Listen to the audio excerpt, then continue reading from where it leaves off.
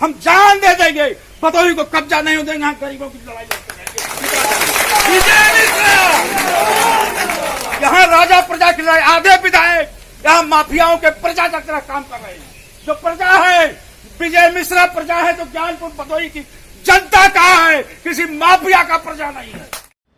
यह जो सज्जन चुरकी वाले और सफाचट बाल वाले दिखाई दे रहे हैं, इनका नाम विजय मिश्रा है। उत्तर प्रदेश के ज्ञानपुर इलाके से यह विधायक है।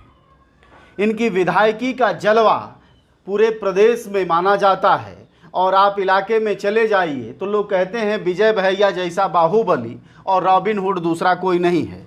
लेकिन जब गुंडों पर खुद बनाती है तो उनका भाव भूसा कैसा हो जाता है, आपने अभी देखा है। ज्ञानपुर विधायक विजय मिश्रा का कोई परिचय नया नहीं है। उन पर 71 मुकदमे कुल लादे गए हैं। ताज़ा मामला एक कब्जे का और वसूली का है। अब तक विजय मिश्रा ज्ञानपुर उत्तर प्रदेश ज्ञानपुर के से विधायक हैं और उन पर 71 मुकदमे लादे गए हैं। ये बाहुबली विधायक हैं, गैंगस्टर एक्ट लगा है इन पर और ऐसे लोगों को गुंडा कहा जाता है, लेकिन हमारे यहाँ सादर में इन्हें रॉबिन हुड कहा जाता है। ऐसे रॉबिन हुड से पूरा यूपी भरा पड़ा है। कोई सिंह साहब है, कोई मिश्रा जी है, कोई पांडे जी है, तो कोई किसी और जाति का है, तो कोई और बाहुबली है। हर जाति धर्म के पास अपने रॉबिन हुड हैं और वह हीरो हैं। खैर, जब सरकारें बदलती हैं, यानी उत्तर प्रदेश की जातीय संरचना में जब सत्ता संरचना बदलती है, यानी यादव की जगह जब राजपूत बैठ जाता है, तो कहा जाता है कि अब ब्राह्मणों, यादवों और मुसलमानों पर अत्याचार चल रहा है।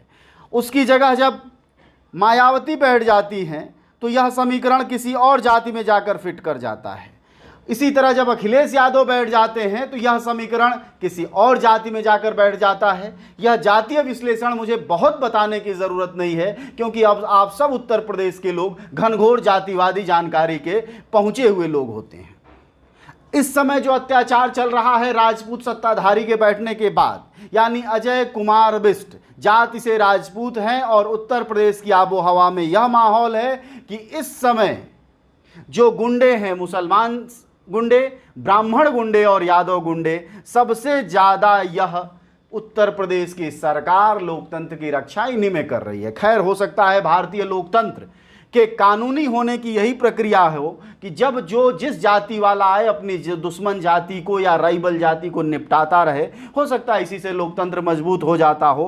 खैर, बाहुबली विधायक ज्ञानपुर विजय मिश्रा की कथा यह है कि उन्होंने अभी अभी वादा किया है कि वह मुख्यमंत्री और राज्यपाल से मिलकर शिकायत करेंगे और अगर उनकी शिकायत नहीं सुनी गई, मतलब बाहुबली विधायक की शिकायत अगर मुख्यमंत्री ने नहीं सुनी, तो वो अपनी जान भी दे सकते हैं। ऐसे में जान देने की स्थिति ना है, उससे पहले मीडिया को होना चाहिए वहाँ, जिससे हो जाए।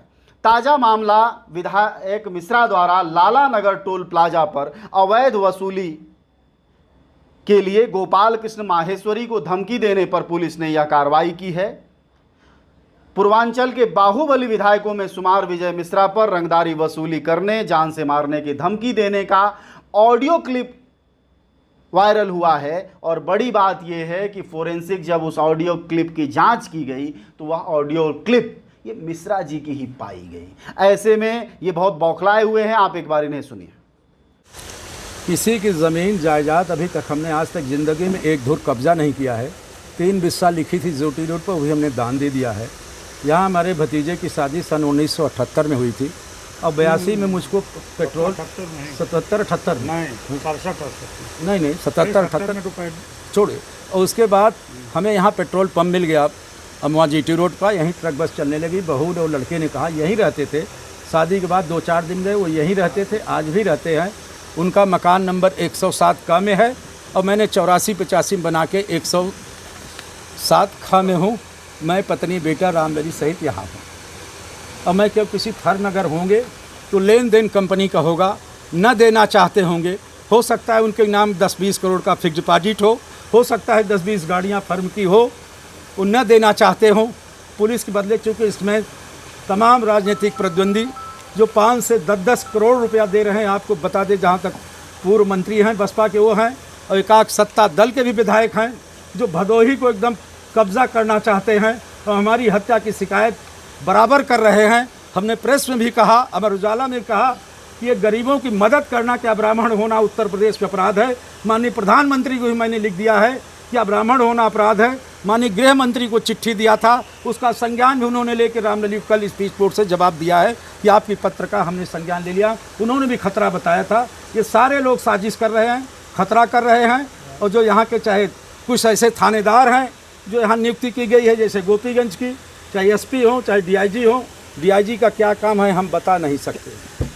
जो गाय भैंस कटवा रहा हो, सड़कों पर खून बन रहा हो इस सरकार में, जो एडीजी बसपा सरकार में हमें मैं चुनाव हार गई और आई हमारे जान का दुश्मन बन गया हो, आतंकवादी बनाना चाहता हो, और एडीजी लॉ एंड ऑर्डर के द्वारा कहीं न कहीं साजिश की गई हमको मारने के, केस फंसाने की।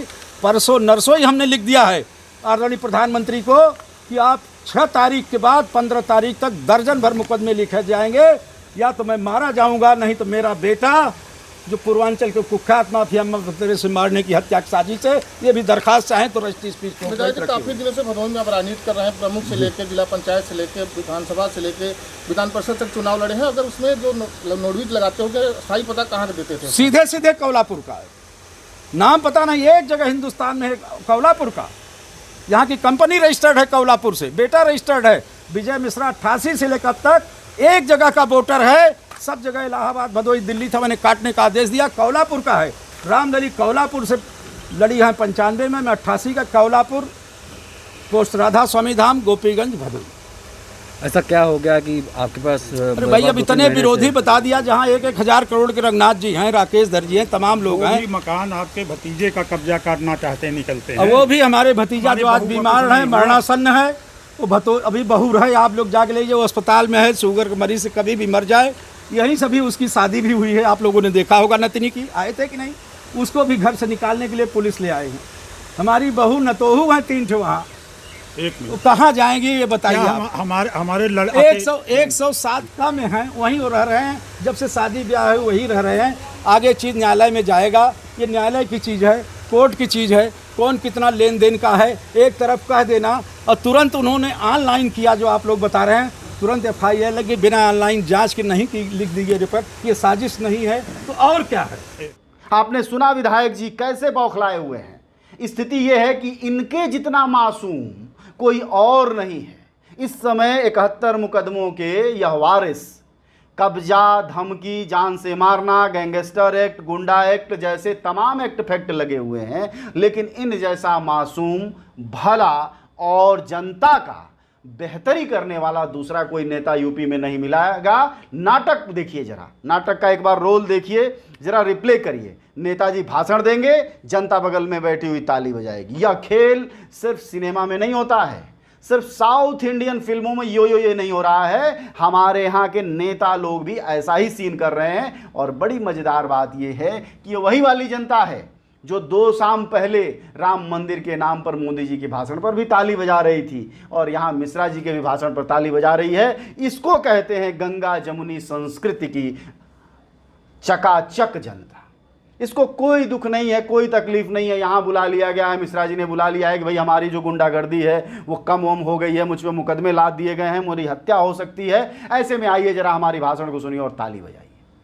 ऐसा सीन नहीं बना होगा, एकदम ऐसा नहीं हुआ होगा कि डायरेक्टर आके और इन चीज़ों को कर रहा हो, बल्कि यह तो राजनीति की प्रक्रिया है। और अगर आप उत्तर प्रदेश को समझते हैं तो इस बात को बहुत बखूबी समझते होंगे कि हमारे यहाँ कानून व्यवस्था की क्या हालत है।